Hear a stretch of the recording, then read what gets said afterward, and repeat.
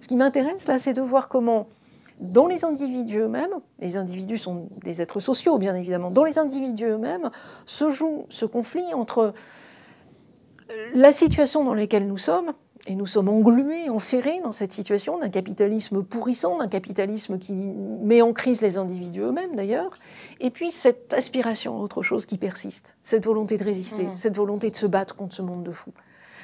La contradiction telle que Marx, et après Marx on peut la penser, cette contradiction elle se noue du côté de ce que Marx appelle la force de travail.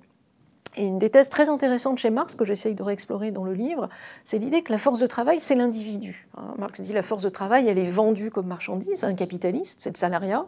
Mais cette force de travail, c'est d'abord l'individu avec ses capacités, avec sa formation, avec ses affects, avec toute sa personnalité. Cette marchandise, en réalité, n'en est pas une, ne peut pas en être une. Nous ne sommes pas formés comme des marchandises. Nous sommes des êtres vivants, nous avons été éduqués, nous avons été aimés, nous avons été produits comme des êtres vivants, pas comme des marchandises. Et c'est pour cette raison-là que nous avons, en notre tréfonds, mais c'est tripale véritablement, des capacités aussi de refus, de résistance. C'est ça. Pas au même degré chez tous, pas de la même façon, pas de façon toujours aussi consciente, mais que c'est là que se joue aussi la question politique. Comme volonté à un moment donné et comme colère. Je crois que c'est très important comme sentiment, la colère. Je crois que c'est pas un affect négatif. Comme volonté à un moment donné aussi de se réapproprier ce dont on a été dépossédé. Ce qui, chez Marx, est très clairement dit à plein de reprises, c'est qu'à un moment donné, il y a une lutte de classe qu'il faut mener à son terme, et que dans ce conflit entre les classes, forcément, on est aussi dans la conflictualité, dans le conflit. Une très grande peur aujourd'hui de parler encore en termes de lutte de classe ou de conflictualité.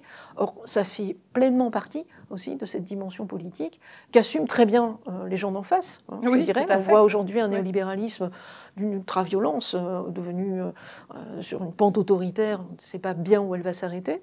Et en face, évidemment, il faut aussi poser cette question de cet affrontement, de ce conflit, de la manière, à un moment donné, de s'opposer à cette transformation à une démocratie littéralement vidée de son sens, qui est la nôtre aujourd'hui.